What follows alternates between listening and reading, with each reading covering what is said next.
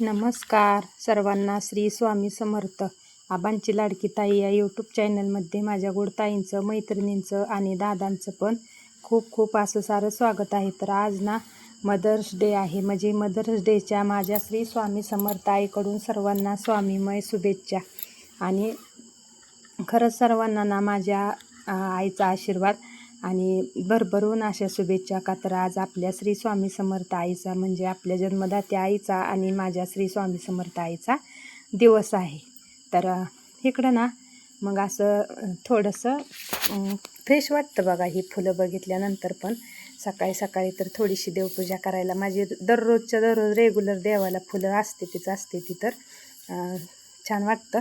आणि मग एवढं कंटाळा आलेला ना तर मग असं मूड फ्रेश करायसाठी थोडासा चहा केला आणि चहा पिली. चहा पिल्यानंतर मग परत रुटीन शेअर करायचं माझ्याकडं शूट करायचंच राहून गेलं. नंतर डायरेक्ट परत 3 वाजताच हाय ही व्हिडिओ लक्षातच राहिलं नाही. आणि मग परत एवढं ऊन लागल्यानंतर मग म्हणलं चला थंडगार असं फ्रीजमध्ये दही लावलं. तर दही किती घट्ट झालं आहे बघा तुम्ही.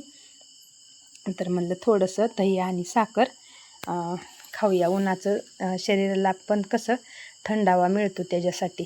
तर मग एका हाताने कॅमेराने एका हाताने धरलं.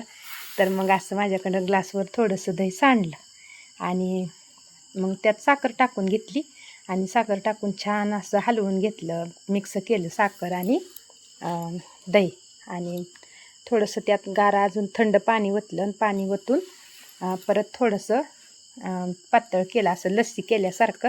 आणि मग ते थोडंसं घेतलं.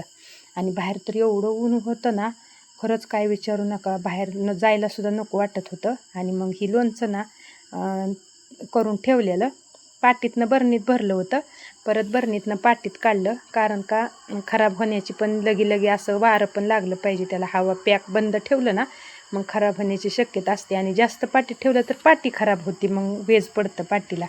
म्हणून 2-3 वेळा मी लोणचं ना पाटीतनं बरणीतनं पाटीत असं केलं. मग आज काय झालं, मसाला बेडेकर मसालाची पुडी राहिली होती टाकायची आणि तेल पण राहिलं होतं टाकायचं. तर आज मसाला मिक्स केला, तेल टाकून घेतलं.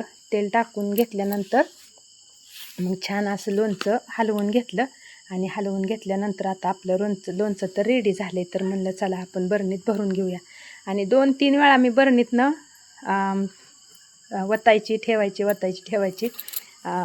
कारण का तर खूप काळजी घ्यायला लागते 1-8 दिवस लोणच्याची. आणि एकदा मग ती मुरलं ना व्यवस्थित मग ह्याला आता 2 वर्ष पण काय होत नाही, एवढं छान राहतं. तर चला म्हणलं बरणीत आपण भरून घेऊया लोणचं. 30 आंब्याचं लोणचं आहे. तर कसं वाटतंय तुम्हाला, फोडी कशा छान केल्या त्या आणि लोणचं माझं कसं वाटतंय तुम्हाला ती पण मला नक्कीच कमेंट करून सांगा. आणि मी ना मग असं बरणीत लोणचं भरून घेतलं. तर एक बरणी ना एवढी भरली. आणि दुसरं मग आपलं त्यात दररोज कसं काढता येत नसतं ना एवढी मोठ्या बरणीला कुठं हात लावायचा. मग परत छोटी पण बरणी खायसाठी बाजूला घेतलं. आणि इकडं मग तिखट संपलं. तर मग मिरच्या एवढ्या छान मिरच्या मिळाल्या त्यांना एकदम तिखट झणझणीत चणचणीत असं तिखट होणार आपलं. तर आणि कलर पण किती छान आहे बघा, लाल बुंद आहे त्या. आणि महाग पण तशाच आहे त्या. मिरची म्हणजे मिरचीच आहे.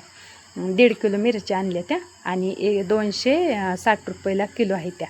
आणि मग इकडं ना असा मसाला घेतला, सगळा मसाला घेतला बघा. तमालपत्र, दगडी फूल, धन, मेथी पण भाजून घालायची थोडीशी, मोहरी, खोबरं तर एवढं रेट वाढला आहे ना खोबऱ्याचा, 460 रुपयाला किलो खोबरं.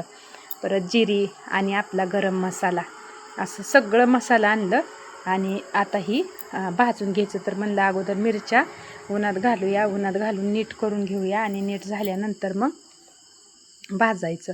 तर कांदा पण काढला होता मी. आता ही 1 किलो कांदे आहेत ना ती छान असं चिरायचं आणि चिरून मग असं उन्हात वाळू द्यायचं. उन्हात एकदम छान वाळलं ना एवढं छान तिखट होतं. मग परत पावसाळ्याचं बघा तिखट करायचं काही टेन्शनच राहत नाही.